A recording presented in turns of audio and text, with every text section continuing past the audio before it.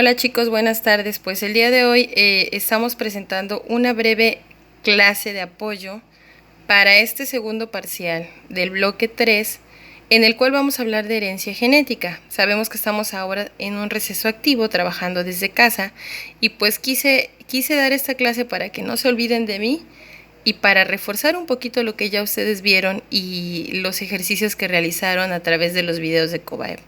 Bien chicos, vamos a hablar el día de hoy del bloque 3 en el cual nos plantean la herencia genética o las leyes de Mendel.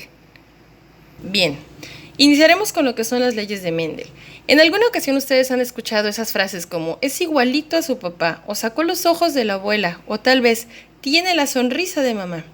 Bueno, pues todos estos rasgos son parte de la herencia que nosotros obtenemos a partir de nuestros familiares. Y esto, más que tener una explicación meramente de herencia, tiene una explicación científica, una explicación biológica. Gregor Mendel, hace muchísimos años, por ahí del año 1546, generó a partir de distintos experimentos algo que se estableció como leyes genéticas o leyes de Mendel. Es por ello que a Mendel se considera o le es considerado como el padre de la genética. Bien, ¿qué es la genética en sí? Bueno, es el conjunto de caracteres que nosotros podemos adquirir o que obtenemos a partir de nuestros progenitores, ya sea de papá o de mamá o de ambos. Para ello, las leyes de Mendel nos explican algunos principios de herencia. Bien, analicemos la primera ley de Mendel, que es el principio de la uniformidad de caracteres. Esta ley establece que cuando se cruzan dos individuos de raza pura homocigotos, la primera generación filial, es decir, los primeros descendientes, serán igual entre ellos en fenotipo y genotipo. Hago un paréntesis aquí. Más adelante les dejo un glosario de términos para que ustedes puedan identificar alguna de las palabras que nosotros estamos manejando en estas diapositivas. Cierro el paréntesis. Y además, sobresaldrá el rasgo fenotípico de uno de los progenitores. Aquí les puse un ejemplo gráfico, es decir, un gatito negro se enamora, tiene gatitos con una gatita blanca y resulta que todos los gatos descendientes de la primera generación filial son únicamente gatitos de color negro. Es decir, aquí el genotipo y fenotipo que dominó fueron los rasgos del gatito de color negro.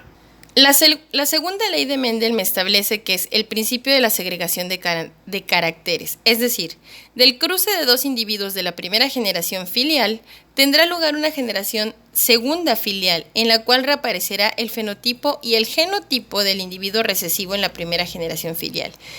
En otras palabras, de la primera generación hubo un organismo que no presentó en sus descendientes ninguna de sus características, pero en este caso, según los principios de la segregación de caracteres, nos dice que en la segunda generación filial, al menos uno de los integrantes de esta segunda generación presentará características del individuo que en la primera generación resultó ser recesivo, es decir, de aquel del cual no hubo presencia de caracteres en la primera generación. Si pudiéramos retomar el ejercicio anterior o el ejemplo anterior, pues diríamos que a partir del cruce de dos gatitos de color negro, pues saldrían 4 gatitos, pero ahora 3 serían de color negro y 1 sería de color blanco. En este ejemplo que les pongo aquí son 2 flores que provienen de una primera generación filial. Se entrecruzan y dan origen a una segunda generación filial, que son 4 flores, en las cuales hay 3 flores de color rojo y una flor de color morado. Quiere decir que en la primera generación filial, la mayoría de los individuos o el total de los individuos tenían características de la flor roja y la flor morada no se expresó hasta esta segunda generación filial. La tercera ley de Mendel nos habla del principio de la transmisión independiente y nos establece que hay rasgos que se pueden heredar de manera independiente. Esto solo ocurre en los genes que se encuentran en cromosomas diferentes y que no intervienen entre sí. En otras palabras, podemos decir que hay características que se pueden heredar de los dos individuos, pero que no afectan ni la característica que hereda uno ni la característica que hereda el otro. En este caso yo les puse un ejemplo de una vaca y un buey o un becerro que se entrecruzan y dan origen a 4 becerros pintos, es decir, Las características en cuanto a color se expresaron de ambos, pero no intervino uno con el otro, sino que es una vaca blanca con manchas negras o puede ser una vaca negra con manchas blancas, perdón.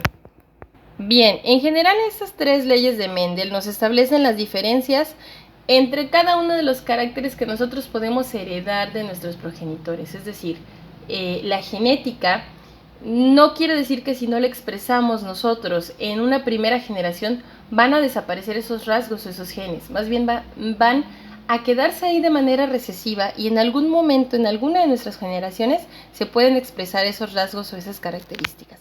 Por eso se establecen estas leyes de Mendel porque es algo que ocurre. Acuérdense que ya les he mencionado que una ley es algo que se establece porque ocurre de manera constante y que es repetitivo. Y además de esto que ya se comprobó en muchas ocasiones. Ahora, dentro de lo que es la genética existe algo bien interesante y bien importante que se llama o se denominan mutaciones. Seguro estoy que ustedes han visto esas películas donde nos presentan los jóvenes mutantes como X-Men o aquellos jóvenes que obtienen o personajes que obtienen poderes fantásticos. En este caso, la genética no nos presenta poderes tan fantásticos cuando a mutaciones se refiere. Una mutación son cambios que se establecen en cadenas de ADN y que son capaces de ser heredados o que pueden ser adquiridos por el nuevo descendiente.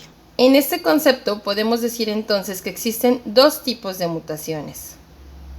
Aquellas mutaciones que heredamos de nuestros padres, que se denomina o se determina como mutación heredada, y aquellas que sin haber un progenitor con la misma mutación, se da en el nuevo descendiente, se conoce como mutación del novo. Me dice aquí que las mutaciones pueden darse en tres niveles diferentes: en nivel molecular, a nivel cromosómico o a nivel genómico. Cada una de ellas con diferente grado de afectación a lo que es el ADN. Por ejemplo, las primeras que son a nivel molecular son génicas o puntuales. Son mutaciones a nivel molecular y afectan la constitución química de los genes, es decir, a las bases o letras del DNA. ¿Se acuerdan que nosotros en Biología 1 hablábamos de la secuencia de ADN y mencionábamos que existen 4 bases púricas y pirimídicas que se unen para formar la cadena de ADN? Timina, adenina, citosina y guanina. ¿Se acuerdan que hicimos una secuencia en la cual poníamos timina con adenina y citosina con guanina siempre? Bueno, pues las mutaciones moleculares, también conocidas como génicas o puntuales, únicamente alteran la secuencia de algunas bases, es decir, no es una alteración general del ADN. En el caso de las alteraciones cromosómicas, me dice que el cambio afecta a un segmento del cromosoma de mayor tamaño que un gen, por lo tanto, a la estructura del cromosoma. Esas mutaciones pueden ocurrir porque grandes fragmentos se pierden. Existe algo que se llama delesión. Se duplican, cambian de lugar dentro del cromosoma. Este tipo de mutaciones afectan de manera directa a los cromosomas, es decir, en estos cambios, por ejemplo, en un ser humano, es donde puede ocurrir por ahí que haya un cambio en haber completado una de nuestras extremidades o alguna parte de nuestros cuerpos. Esto quiere decir porque fue una mutación cromosómica que afectó directamente a una parte amplia de un cromosoma. No se transmitió de manera completa la información genética. Y un tercer tipo de mutación se le conoce como genómicas. Este tipo de mutaciones afectan al conjunto del genoma aumentando el número de juegos cromosómicos, es decir, este tipo de mutaciones directamente nos habla del número total de cromosomas. Me dice que puede aumentar en la poliploidía o reducirlo a una sola serie, en la ploidía o monoploidía. O bien afecta el número de cromosomas individuales por defecto o por exceso, es decir, puede hacer que se dupliquen o que se aumenten los números de cromosomas o que se presenten en menor cantidad. Por ejemplo, la trisomía 21 o síndrome de Down es causado por tener un cromosoma X de más. Y bien, chicos, en esta última diapositiva, esta diapositiva final, les estoy dejando un pequeño glosario de términos genéticos para que nosotros podamos entender un poquito más lo que es cada una de las diapositivas anteriores, de lo que hablábamos en las leyes de Mendel, lo que presentábamos en las leyes de Mendel. La próxima semana, chicos, los estaré esperando también, o les estaré subiendo también un video del segundo bloque de este segundo parcial, en el cual hablamos de la evolución biológica. Muchas gracias por su atención, chicos, y que tengan excelente tarde. Saludos y sigan cuidándose. Por favor, manténganse en casa.